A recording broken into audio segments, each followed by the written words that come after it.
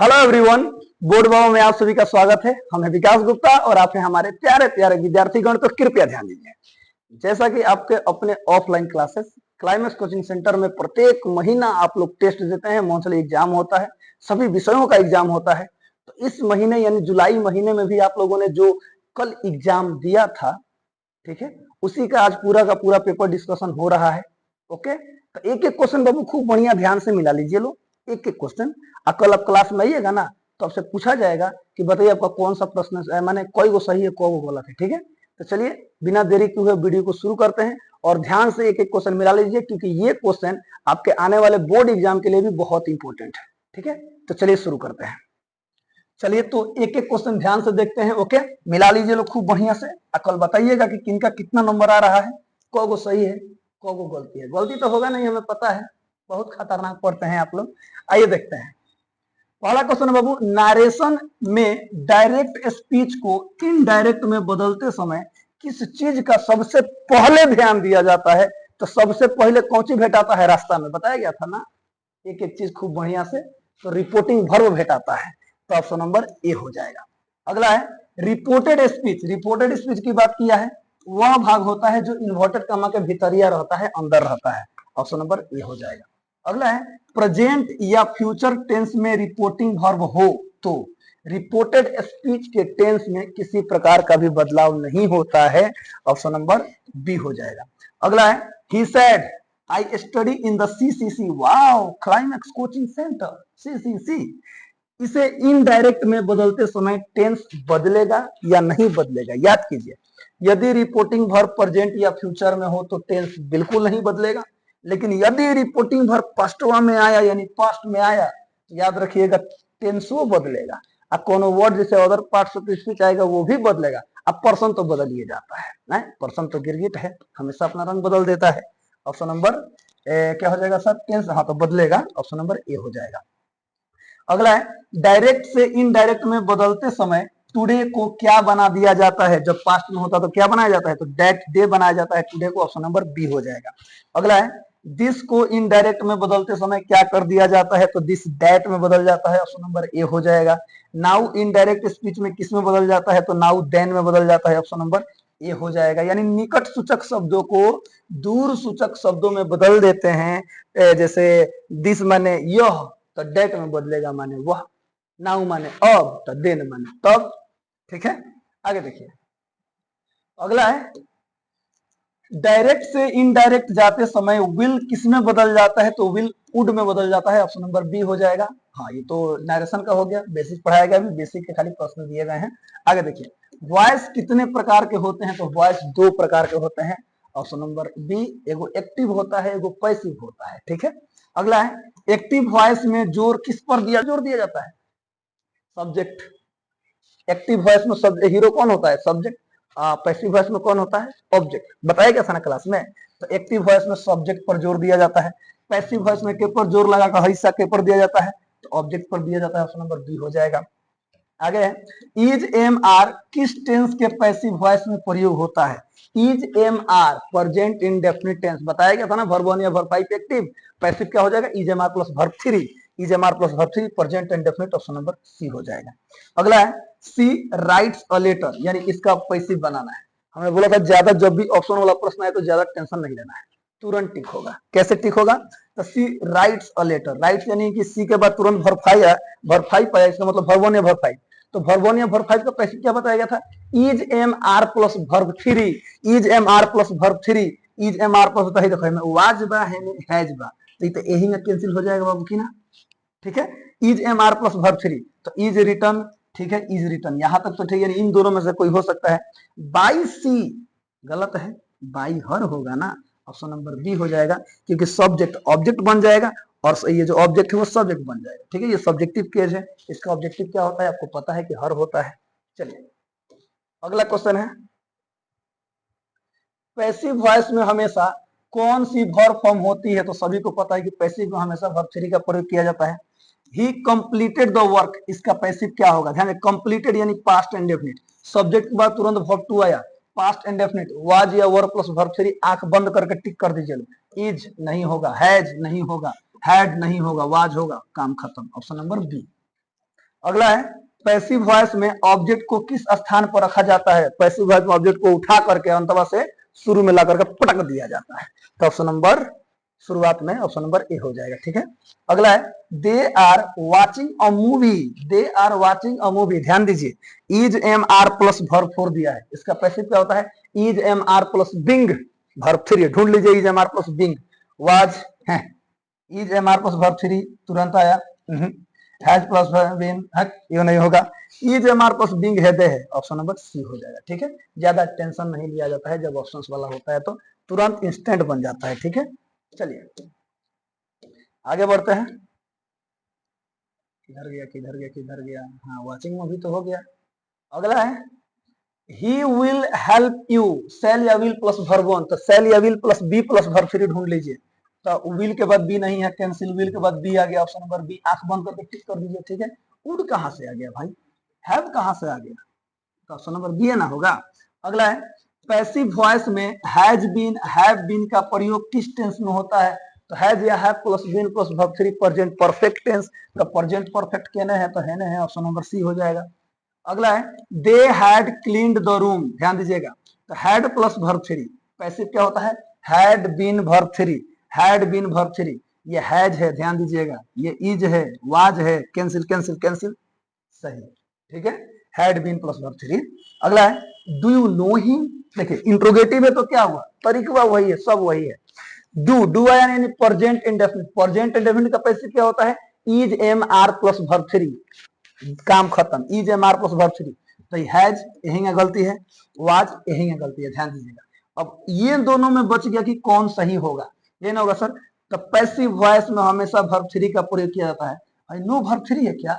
नहीं ना, नोन है ना, ऑप्शन नंबर ए हो जाएगा। ठीक है, चलिए ओपन द डोर, ये ऑर्डर है, तो ऑर्डर वाला दो तरह से आपको सिखाया गया था, बनाने के लिए याद कीजिए, वो डायरेक्ट बताया गया था यू आर ऑर्डर टू, ठीक है, लेकिन एगो लेट से भी बताया गया था कि लेट जो ऑब्जेक्ट है उसको सब्जेक्ट बनाना है, उसके बाद से बी करना है, उसके बाद से वर्ब थ्री कर देना है, तो लेट बी ओपन यानी let the door be open, option number B हो जाएगा। ठीक है, अगला देखिए सर, अब आगे हिंदी का प्रश्न है, ध्यान दीजिएगा। हाँ, कारक का है, लिखा गया है राम ने रोटी खाई, वाक्य में राम ने, कर्ता ने, सॉरी कर्ता ने, ऑप्शन नंबर बी हो जाएगा। ठीक है, तो कर्ता ने ऑप्शन नंबर बी हो जाएगा, यानी राम ने कौन सा कारक है इसमें, तो कर्ता ने हो जाएगा, यानी कर्ता कारक। माँ के लिए फूल लाया, वाक्य में माँ के लिए कौन सा, माँ के लिए कर्ता ने कर्म को करण से के द्वारा संप्रदान को के लिए, यानी संप्रदान, ऑप्शन नंबर बी हो जाएगा। संप्रदान का प्रयोग देने के भाव में भी होता है, गरीबों को दान दो, मुझे पैसे दो, है, यहाँ कौन सा कारक होगा, संप्रदान कारक होगा। ठीक है, आगे देखिए, तलवार से लड़ाई लड़ी में तलवार से कौन सा कारक, तलवार से या तलवार के द्वारा, तो कर्ता ने कर्म को करण से के द्वारा, संप्रदान को के लिए संबंध का में पर संबोधन है, याद है ना, याद होना भी चाहिए। ठीक है, तो क्या हो जाएगा, करण, ऑप्शन नंबर ए हो जाएगा। अगला है हाँ 26 से 27, हाँ हिंदी में कुल कितने कारक माने जाते हैं, 8 गो कारक, ऑप्शन नंबर सी हो जाएगा। ठीक है, अगला है राजपुत्र शब्द किस समास का उदाहरण है, राजपुत्र राजा का पुत्र का, यानी संबंध कारक, यानी संबंध तत्पुरुष समास, ऑप्शन नंबर सी, सी हो जाएगा। अगला है राम लक्ष्मण, बीच में संयोजक चिन्ह आया ना, तो द्वंद्व समास, ऑप्शन नंबर बी हो जाएगा। दिन भर अव्ययी भाव समास। ठीक है, चलिए तो ये हमारा खत्म होता है। अब साइंस का है, अपने सनी सर से पढ़िए लो, तब तक के लिए हमारे तरफ से हंसते रहिए, मुस्कुराते रहिए, गाते रहिए, गुनगुनाते रहिए, हमेशा खुश रहिए।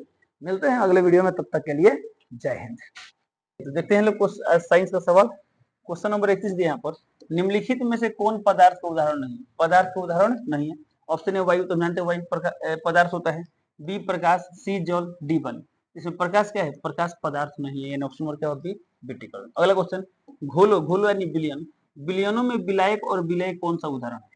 ऑप्शन ए दिया चीनी का घोल, चीनी का घोल माने शरबत की बात कर रहा है, ठीक है, तो चीनी के घोल में बोले चीनी क्या है, विलायक। हालांकि विलय और विलायक का क्वेश्चन पढ़ते रहो ना, जो कम मात्रा में, जो अधिक मात्रा में होता है वो क्या होता है, विलायक होता है। बिलियन का वो घटक जो सबसे अधिक मात्रा से, क्या बोलते हैं, विलायक बोलते हैं, बाकी सभी घटकों को हम क्या बोलते हैं, विलय बोलते हैं। ठीक है, अब चीनी का घोल, तो चीनी के घोल में विलायक कौन होता है, तो विलायक जल होता है, ये चीनी बोल रहे हैं, ऑप्शन नंबर गलत। चीनी का घोल, पानी बोल रहा है विलय, ये भी गलत। सी बोला क्या चीनी के घोल में पानी क्या है बिलाई के, ऑप्शन नंबर क्या होगा सी, तो सी टिक कर देंगे। अगला क्वेश्चन, वाष्पीकरण की दर किस कारण सबसे अधिक होगी? ऑप्शन ए दिया कम तापमान, नहीं गलत है। बी अधिक सतह क्षेत्रफल, हम लोग पढ़ते पृष्ठीय क्षेत्रफल बढ़ने से वाष्पीकरण की दर क्या होती है, बढ़ती है, ऑप्शन नंबर क्या होगा बी, तो बी टिक कर देंगे। अगला क्वेश्चन, निम्न में कौन सा पदार्थ गैसीय अवस्था में पाया जाता है? हालांकि कोई पदार्थ ठोस हो या द्रव हो या गैस होगा, वो टेम्परेचर पर भी डिपेंड करता है पदार्थ की अवस्था। तो जब कोई ताप वगैरह नहीं दिया गया तब मान लेंगे रूम टेम्परेचर की बात कर रहे हैं, कमरे के ताप की बात कर रहे हैं, ठीक है। तो इस सामान्य ताप पर सोडियम क्लोराइड किस अवस्था में होता है? सोडियम क्लोराइड NaCl यानी साधारण नमक, यह ठोस अवस्था में होता है, बट बोला गया गैसीय अवस्था में। बी नाइट्रोजन, नाइट्रोजन ने N2, तो हम जानते हैं नाइट्रोजन क्या होता है, गैस होता है, ऑप्शन नंबर क्या होगा बी, बी टिक कर देंगे। बर्फ क्या होता है, ठोस होता है। पारा, पारा यानी Hg, मरकरी भी इसे बोलते हैं। कमरे के ताप पर क्या होता है, यह द्रव होता है, क्या होता है, द्रव। बर्फ क्या होता है, ठोस, और ये भी क्या होता है, ठोस। इसका ऑप्शन क्या होगा, ऑप्शन नंबर बी, N2 क्या होता है, गैस होता है, तो बी हो गया। चलो अगला क्वेश्चन देखते हैं।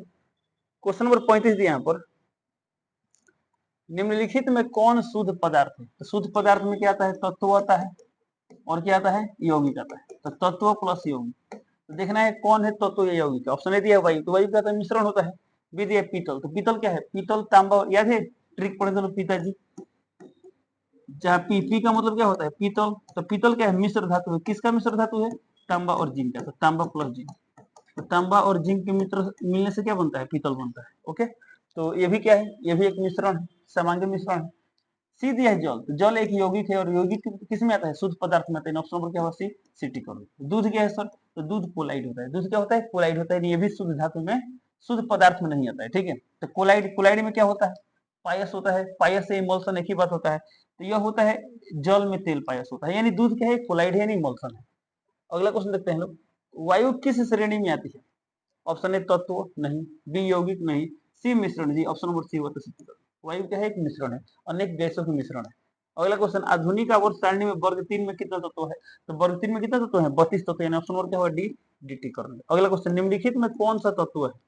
ऑप्शन ए पानी, बी हाइड्रोजन, सी चीनी, डी नमक, तो ऑप्शन नंबर क्या होगा बी, बी टी कर देंगे। हाइड्रोजन क्या है, तत्व है। पानी क्या है, यौगिक है। चीनी क्या है, यौगिक है। नमक क्या है, यौगिक है। अगला क्वेश्चन, परमाणु के केंद्र यानी नाभिक में कौन रहता है? तो परमाणु के नाभिक में क्या होता है, न्यूट्रॉन और प्रोटॉन होते हैं। ऑप्शन ए इलेक्ट्रॉन, नहीं। बी प्रोटॉन, प्रोटॉन होते हैं। सी न्यूट्रॉन होते हैं। तो डी दिया प्रोटॉन और न्यूट्रॉन, यानी ऑप्शन नंबर क्या होगा डी, डी कर रहे हैं। अगला क्वेश्चन, परमाणु में निम्न में से कौन सा कण ऋण आवेशित होता है? ऋण आवेशित, ऑप्शन ने दिया प्रोटॉन, तो प्रोटॉन तो धन आवेशित होता है। न्यूट्रॉन कोई आवेश नहीं होता है, ये उदासीन होता है। सी इलेक्ट्रॉन, तो इलेक्ट्रॉन क्या होता है, ऋण आवेशित, ऑप्शन नंबर क्या होगा सी, सी कर रहे हैं। अल्फा कण क्या होता है, तो अल्फा कण होता है He2+, तो He2+ ये 2 होता है, यहाँ पर 4 होता है। तो ये क्या है, धनावेशित कण है। तो अल्फा कण धनावेशित कण, प्रोटॉन भी धनावेशित कण, न्यूट्रॉन उदासीन, इलेक्ट्रॉन जो है क्या है, ऋण आवेशित, ऑप्शन नंबर क्या होगा सी, सी कर रहे हैं। अगला क्वेश्चन, किसी परमाणु का द्रव्यमान संख्या 23, परमाणु क्रमांक 11 है, इसमें इलेक्ट्रॉन की संख्या, अच्छा बताइए, मान लीजिए कोई एक तत्व एलिमेंट एक्स मान लेते हैं, परमाणु क्रमांक यहाँ लिखते हैं 11 है, द्रव्यमान संख्या 23 है, ठीक है। इलेक्ट्रॉन की संख्या, तो जितना प्रोटॉन की संख्या उतना ही इलेक्ट्रॉन की संख्या, कोई आवेश तो नहीं ना है। तो उदासीन परमाणु में प्रोटॉन और इलेक्ट्रॉन की संख्या बराबर होती है। इसमें प्रोटॉन की संख्या 11, तो इलेक्ट्रॉन की भी संख्या कितना होगा, 11 होगा। इन ऑप्शन नंबर क्या होगा, ऑप्शन नंबर होगा सी, तो सी करो। अगला क्वेश्चन, चलिए क्वेश्चन नंबर 42, क्लोरीन का परमाणु संख्या 17 है, इसका इलेक्ट्रॉनिक विन्यास, तो क्लोरीन इसका 17 होता है इलेक्ट्रॉनिक विन्यास। तो पहला कक्षा में 2 इलेक्ट्रॉन, दूसरा में 8, 8 2 10, 10 7 17, यानी 2 8 7 होगा। ऑप्शन नंबर क्या होगा, ऑप्शन नंबर सी, ना सी नहीं, 2 8 7 होगा नहीं, ऑप्शन नंबर क्या होगा ए, 80 करो, 2 8 7। ओके, अगला क्वेश्चन, द्रव्यमान का एसआई इकाई, तो द्रव्यमान का एसआई मात्रा क्या होता है, मीटर किलोग्राम होता है, इन ऑप्शन नंबर क्या होगा डी, डी करो। अगला क्वेश्चन, यदि एक गाड़ी प्रारंभिक चाल 0 मीटर पर सेकंड, यानी यू का मान कितना दिया है, 0 मीटर पर सेकंड, 5 मीटर पर सेकंड स्क्वायर त्वरण, ए का मान दिया है 5 मीटर पर सेकंड स्क्वायर, 4 सेकंड तक, तो 4 सेकंड क्या है, टाइम है, तो टी का मान दिया है 4 सेकंड। गति करती है तो अंतिम चाल क्या होगा, वी का मान निकालना है। तो वी का फॉर्मूला क्या होता है, u प्लस ए टी, तो u का मान इसमें कितना दिया है, u का मान दिया 0, तो 0 कर देंगे। a का मान 5, तो 5, टी का मान दिया 4, तो 4, 5 को कितना 20, और v यानी अंतिम v का ऐसा ही मात्रा क्या होगा, मीटर पर सेकंड, तो मीटर पर सेकंड, तो 20 मीटर पर सेकंड, यानी ऑप्शन नंबर क्या होगा, option number C, C T करो। अगला क्वेश्चन, पृथ्वी की सतह पर गुरुत्वीय त्वरण कितनी होती है, तो कितना होता है 9.8 मीटर पर सेकंड स्क्वायर, इन ऑप्शन नंबर क्या होगा बी, तो बी टी कर देंगे। अगला क्वेश्चन, यदि कोई वस्तु स्थिर गति से 10 मीटर पर सेकंड की चाल से 1 मिनट तक चलती है तो वह कितनी दूरी तय करती है। अब देखिए स्थिर गति यानी एक समान चाल है, 1 मिनट तक चलती है तो कितनी दूरी तय करेगी, दूरी निकालना है। तो दूरी का फॉर्मूला क्या होता है, दूरी इक्वल टू होता है चाल गुणे समय। अब इसमें चाल कितना दिया है, चाल 10 मीटर पर सेकंड तो 10 सेकंड। अब समय क्या दिया है, तो समय 1 मिनट। अब यहाँ समय, यहाँ पे सेकंड दिया और यहाँ पे समय का मात्रक मिनट दिया है, दोनों मात्रक सेम होना चाहिए। तो ये सही मात्रक में इसको भी सही मात्रक मिलाते हैं। तो 1 मिनट में कितना सेकंड होता है, 60 सेकंड। तो यहाँ लिख देंगे 60 सेकंड। तो कितना क्या है, 600। इसके आंसर है 600 मीटर। यानी ऑप्शन नंबर क्या होगा, ऑप्शन नंबर होगा ए 80 का।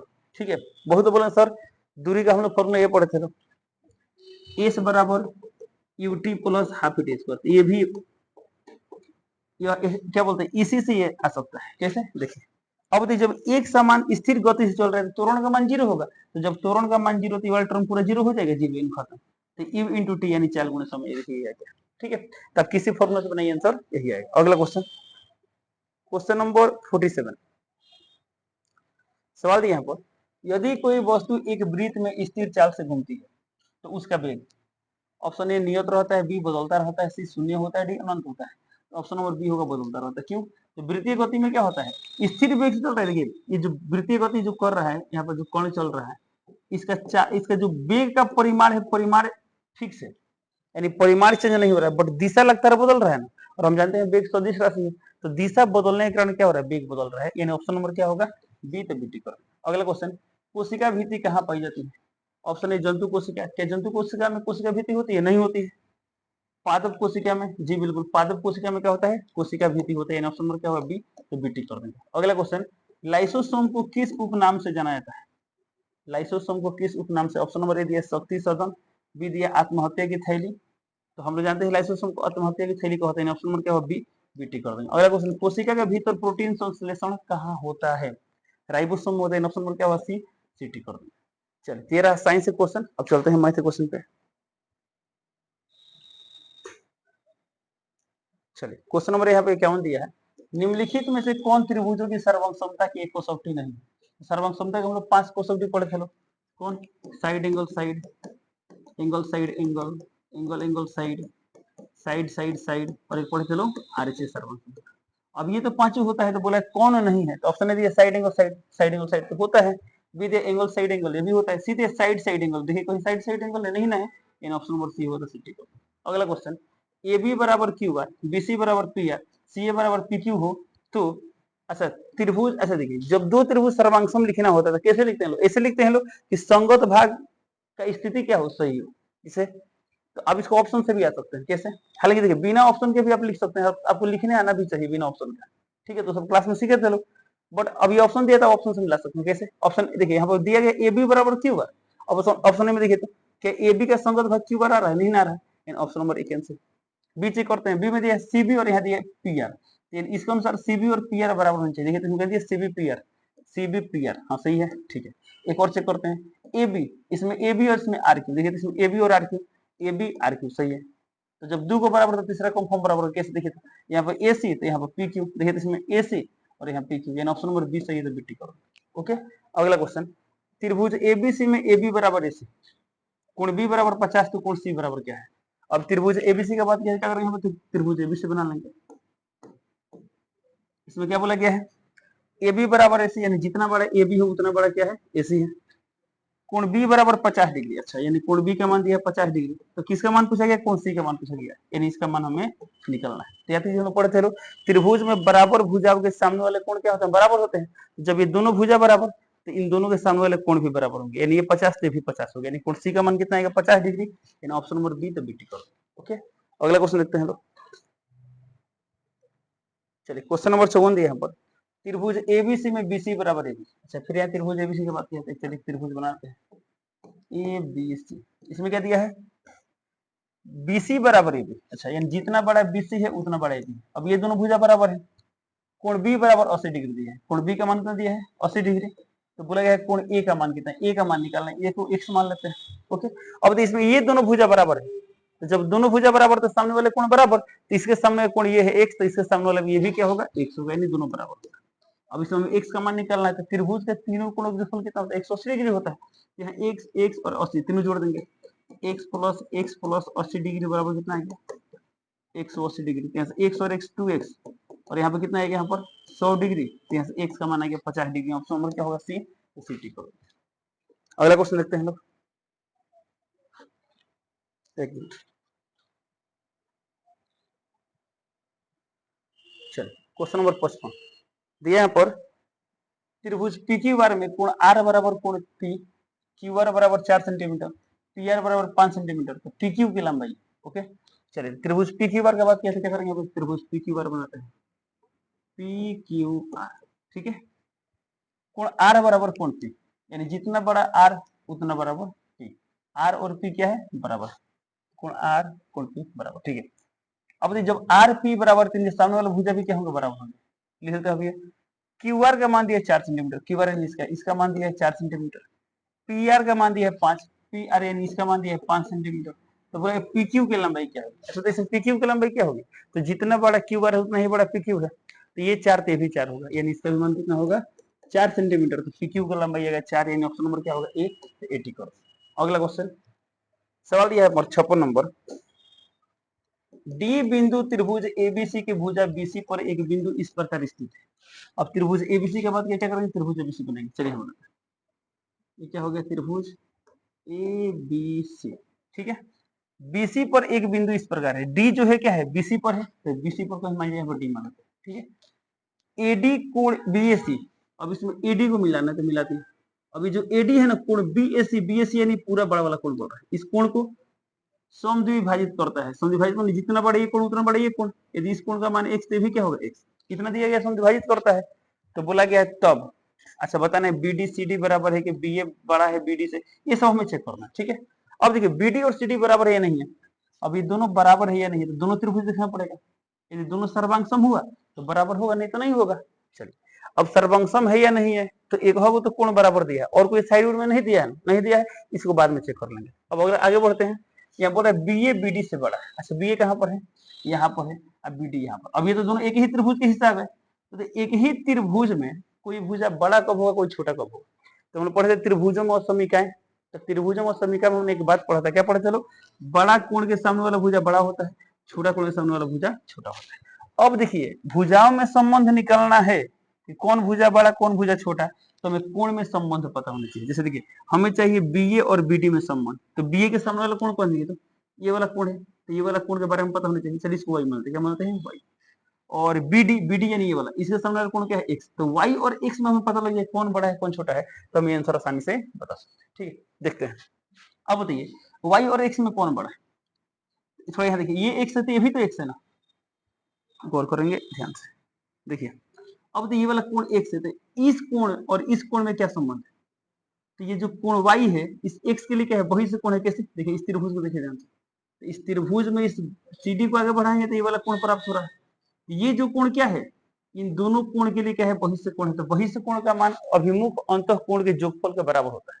यानी इससे इस दोनों के जोगफल के बराबर ही होगा, तो y का मान जाहिर सी बात इससे बड़ा होगा। तो ये तो हमें पता लगेगा कि y का मान x से बड़ा है, y का मान क्या है x से बड़ा है। अब बताइए जब y का मान x से बड़ा है तो y के सामने वाला भुजा कौन है AB, AB, और x के सामने वाला भुजा कौन है BD, तो BD यानी AB का मान BD से बड़ा होगा। देखिए कौन ऑप्शन दिया है AB, ऐसे यहाँ पे AB है और BD सही, यानी ऑप्शन नंबर बी सही है, तो BD कर।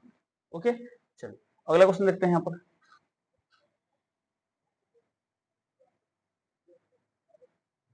चलिए क्वेश्चन नंबर 57 यहाँ दिया गया है, यह दिया है कि त्रिभुज ABC सर्वांगसम त्रिभुज FDE है। AB बराबर 5 सेंटीमीटर, कोण B बराबर 40 डिग्री, कोण A बराबर 80 है, तो निम्नलिखित में से कौन सत्य है। चलिए आगे दिया है ABC और FDE बनाते हैं। यहाँ मानते हैं त्रिभुज क्या है ABC, और इसमें फिर एक सर्वांगसम किसका FDE का, FDE, ओके। अभी दोनों त्रिभुज क्या है सर्वांगसम, ठीक है। इसमें दिया है AB का मान 5 सेंटीमीटर, AB का मान कितना दिया है 5 सेंटीमीटर, कोण B बराबर दिया है 40, अच्छा कोण B का मान दिया है 40 डिग्री, कोण A बराबर 80, इसका मान दिया 80 डिग्री, ठीक है। तो बोला निम्नलिखित में से, अब देखिए यहाँ पर DF निकालना, सीधी सी बात है, इस त्रिभुज में कुछ चीज दिया है आपको इसमें कुछ निकालना है, और दोनों त्रिभुज आपस में क्या है सर्वांगसम। तो दो त्रिभुज सर्वांगसम मतलब संगत भाग क्या होते हैं बराबर होते हैं, तो संगत भाग बराबर होते हैं। अब चलिए ऑप्शन में क्या दिया, ऑप्शन ए डी एफ, किसका बात किया, डी एफ का बात किया। सर तो ये इसमें ए बी दिया है, तो ए बी का संगत देखिए, यहाँ से देखिए ए बी का संगत भाग क्या होगा, डी एफ होगा, नहीं एफ डी होगा। तो जब ए बी 5 तो ए बी कितना होगा 5। तो ये तो पता लगे एफ डी का मान 5 होगा, तो यहाँ पर डी एफ का मान दिया है 5, ठीक है, यहाँ भी डी एफ का मान दिया है 5, बट यहाँ डी का मान दिया है 5, इसमें डी का तो अब देखिए डी ई, एक मिनट, एफ डी यहाँ ई है ना, ठीक है ओके।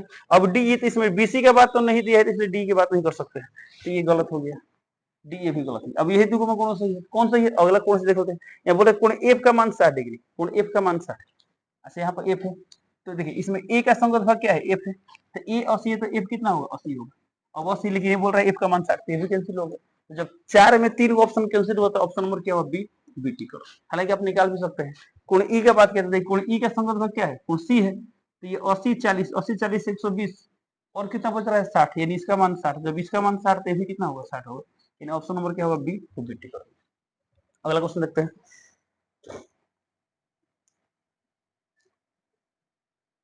चलिए सवाल यहाँ पर,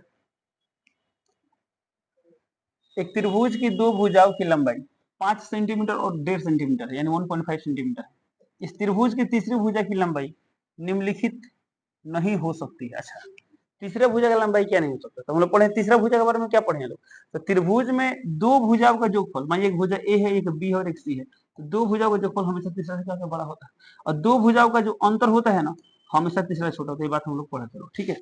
अब जो तीसरा भुजा है दोनों के जोगफल से कम होगा, ये तो बात स्पष्ट है, तो तीसरा भुजा नहीं हो सकता है। तो मानिए जो तीसरा भुजा, मानिए एक्स मान लीजिए, एक्स जो होता है क्या होता है, दोनों भुजाओं के जोगफल से कम होता है, तो इसका जोगफल कितना होगा 6.5 से 6.5, और ये जो एक्स का मान क्या होगा, अंतर से बड़ा होगा, तो इनका अंतर कितना होगा, 5 में से 1.5 गया 3.5, 3.5। तो जो तीसरा भुजा होगा ना 3.5 से बड़ा होगा, 6.5 से कम होगा, कंफर्म।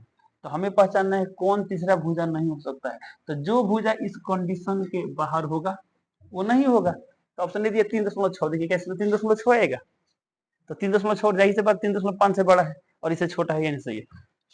4.1 भी इस रेंज में आएगा, 3.8 भी आएगा, ऑप्शन नंबर डी दिया 3.4, यह नहीं होगा, ऑप्शन नंबर डी टिक करो। क्यों, तीसरा भुजा का लंबाई 3.5 से बड़ा होना चाहिए, बट ये क्या है 3.4 है, यानी 3.5 से कम है, इसलिए ऑप्शन नंबर डी, यानी यह वाला तीसरा भुजा हो ही नहीं सकता है, ठीक है। अगला क्वेश्चन देखते हैं। अगला सवाल यहाँ पर, त्रिभुजों एबीसी और पी क्यू बार में ए बी बराबर ए सी, कोण सी बराबर पी, कोण बी बराबर कोण क्यू, ये दोनों त्रिभुज है। अच्छा, एक त्रिभुज एबीसी का बात क्या है, चलिए हम लेते हैं, एक त्रिभुज क्या मान लेते हैं एबीसी, फिर क्या बोला गया है त्रिभुज पी क्यू आर, ये मान लेते हैं क्या है त्रिभुज पी क्यू आर, ठीक है। अब इसमें क्या दिया गया है ए बी बराबर ए सी, अच्छा जितना बड़ा ए बी है उतना बड़ा ए सी, इन दोनों भुजा बराबर है, एक ही त्रिभुज का बात किया है।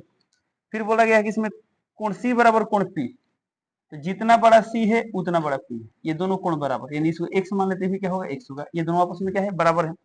कोण बी बराबर कोण क्यू, जितना बड़ा कोण बी है उतना बड़ा कोण क्यू है, जितना बड़ा कोण बी उतना बड़ा कोण क्यू। अब थोड़ा सा बात नोटिस करेंगे लोग, जब ये दोनों भुजा बराबर तो इनके सामने वाले कोण भी बराबर, यानी एक्स तो भी क्या होगा एक्स होगा, और कोण बी बराबर कोण क्यू दिया तो बी एक्स तो भी क्या होगा एक्स होगा। अब इसमें दोनों भुजा दोनों कोण बराबर, तो सामने वाले भुजा क्या हो जाएंगे बराबर हो जाएंगे, ठीक है। अब इसके बाद क्या दिया गया है, ठीक है, तो ये दोनों त्रिभुज है। अब बताना ये दोनों त्रिभुज आपस में क्या है। अब देखिए ऑप्शन ए दिया है सर्वांगसम परंतु समद्विबाहु में। अच्छा पहला बात, इसमें दो भुजा बराबर, इसमें दो भुजा बराबर, तो समद्विबाहु तो कंफर्म है, तो इसमें बोला समद्विबाहु नहीं, तो इसी तरह चला गया समद्विबाहु का बात किया। अच्छा ठीक है, इसमें समद्विबाहु नहीं तो भी चला गया, एक मिनट सर्वांगसम परंतु समद्विबाहु नहीं, सर्वांगसम परंतु समद्विबाहु नहीं है, दोनों ऑप्शन एक ही तो हो गया, एक मिनट चलिए। हालांकि इसका आंसर बता, देखिए इसका आंसर क्या होगा, दोनों क्या है समद्विबाहु है, लेकिन सर्वांगसम नहीं बोल सकते। क्यों नहीं बोल सकते हैं, इसमें ये दोनों बराबर है, इसमें ये दोनों बराबर, क्या इसमें से कोई इसका बराबर दिया नहीं दिया है ना, और एंगल एंगल सर्वांगसमता तो होता नहीं, एंगल एंगल समरूपता ना होता है, तो दोनों त्रिभुज समरूप है, लेकिन सर्वांगसम के बारे में हम नहीं बोल सकते हैं। तो दोनों समद्विबाहु है लेकिन सर्वांगसम नहीं है, समद्विबाहु है परंतु सर्वांगसम नहीं, समद्विबाहु है ये तो होगा नहीं, ये भी नहीं होगा। अब ये दो ऑप्शन में टाइप में गड़बड़ी हुआ है, ठीक है। इसका आंसर क्या होगा, समद्विबाहु है लेकिन सर्वांगसम नहीं है, ठीक है। चलिए अभी तो फिलहाल सभी ऑप्शन गलत हो गए, आगे बढ़ते हैं। अगला क्वेश्चन दिया यहाँ पर, त्रिभुजों ABC और DEF में AB बराबर FD, कोण A बराबर कोण D, तो दोनों त्रिभुज साइड एंगल साइड अभिज्ञता हालांकि सर्वांग समता से साइड एंगल साइड कसौटी से मान लीजिए या शर्त से सर्वांगसम होंगे यदि, अब ये दोनों त्रिभुज साइड एंगल साइड से सर्वांगसम कब होंगे, तो चलिए सवाल का आंसर देखने कहते हैं। एक त्रिभुज ABC की बात कहते हैं, एक त्रिभुज ABC बनाते हैं, फिर एक त्रिभुज DEF का बात कहते हैं, क्या करते हैं, एक त्रिभुज DEF बना लेते हैं।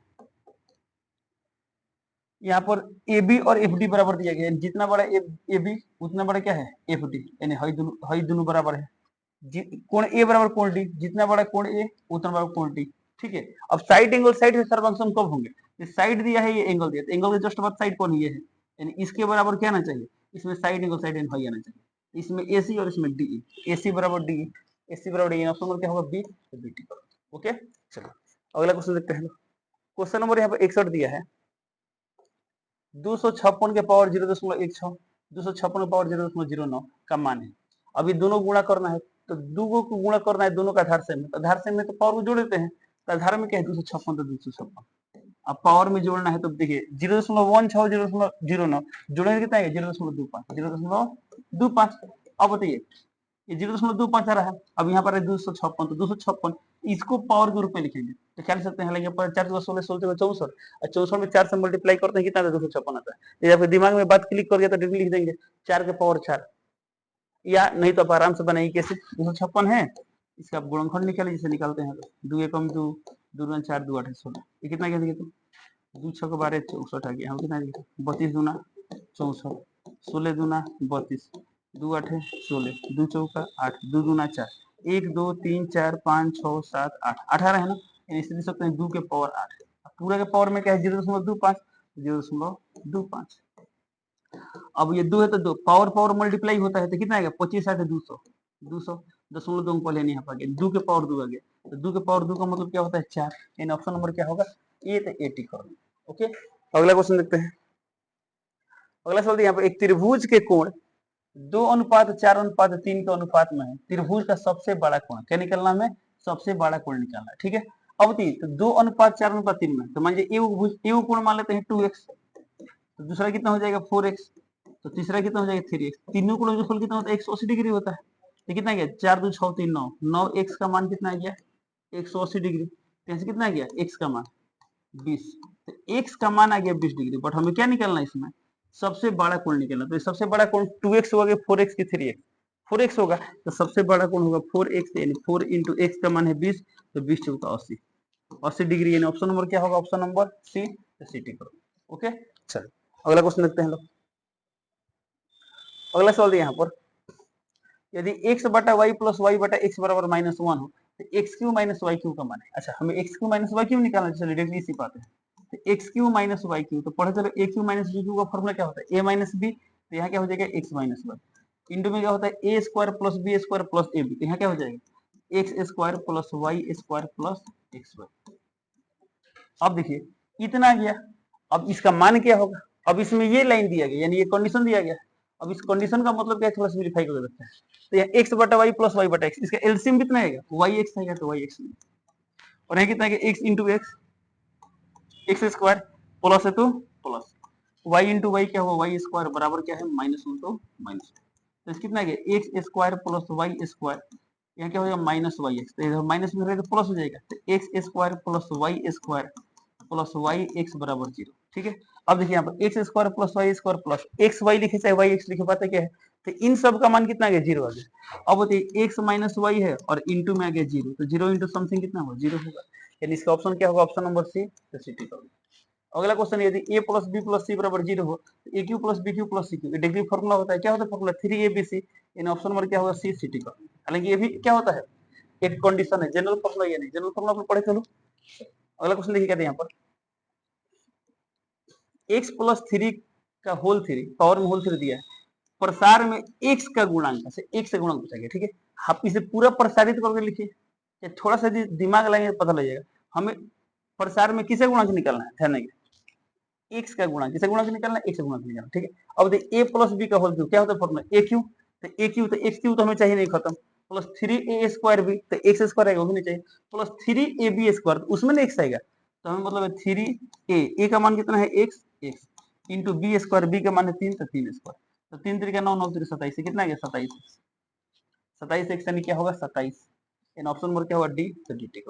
ओके, अब इसे पूरा प्रसारित करें तो अभी आएगा, तो आंसर आएगा। ठीक है, अगला क्वेश्चन देखते हैं, y अक्ष से बिंदु इतना की लंबी दूरी क्या है, तो y अक्ष से दूरी कितना होगा 3 होगा, ऑप्शन नंबर क्या होगा ए 80 करो। अगला क्वेश्चन, किसी बिंदु का भुज धनात्मक होता है, अब भुज धनात्मक तो भुज यानी इसकी बात कर रहा है, एक भुज होता है ना, तो ये प्लस इधर होता है, इधर माइनस होता है, धनात्मक इधर, यानी यहाँ नहीं तो यहाँ, तो पहला में और चौथा में भुज क्या होता है धनात्मक होता है, यानी ऑप्शन नंबर क्या होगा बी, चतुर्थांश 1 और 4 में।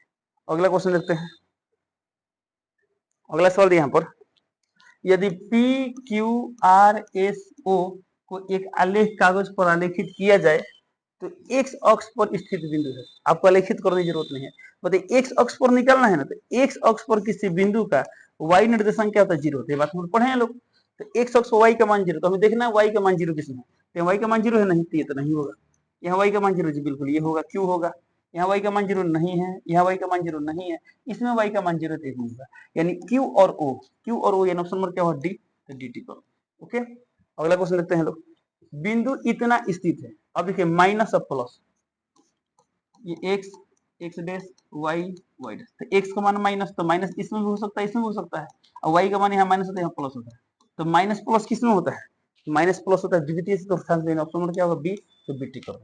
चलिए लास्ट सवाल देखते हैं आज के लिए 17 नंबर, त्रिभुज पी क्यू बार में कोण आर कोण क्यू से बड़ा है, ठीक है, तो अच्छा बताइए त्रिभुज पी क्यू बार का बात किया है, तो त्रिभुज पी क्यू बार बना होता है पी क्यू आर, क्या बोला गया है, कोण आर बड़ा है कोण क्यू से, कोण आर का मान कोण क्यू से बड़ा है, तो हम लोग पढ़े हैं लोग, बड़ा कोण के सामने वाला भुजा क्या होता है बड़ा होता है, और छोटा कोण के सामने वाला भुजा क्या होता है छोटा होता है, तो कोण आर के सामने वाला भुजा कौन है, तो आर के सामने पी क्यू, चलिए पी क्यू, यह बड़ा कोण क्यू, क्यू के सामने क्या है पी आर, तो पी आर यानी पी क्यू का मान पी आर से बड़ा होगा, पी क्यू, अच्छा पी क्यू का मान पी आर से बड़ा, इन ऑप्शन क्या होगा बी, तो बी टी करो। ओके, चलिए, तो इस तरह क्या होता है आज के पेपर का डिस्कशन कंप्लीट होता है, उम्मीद करते हैं आप सभी लोगों को पूरा क्वेश्चन का आंसर सही होगा, तो बताइए आप लोगों को कितना किसका कितना नंबर आ रहा है, आप सभी लोग कमेंट करके जरूर बताएं। चलिए मिलते हैं अगले क्लास में, तब तक के लिए जय हिंद।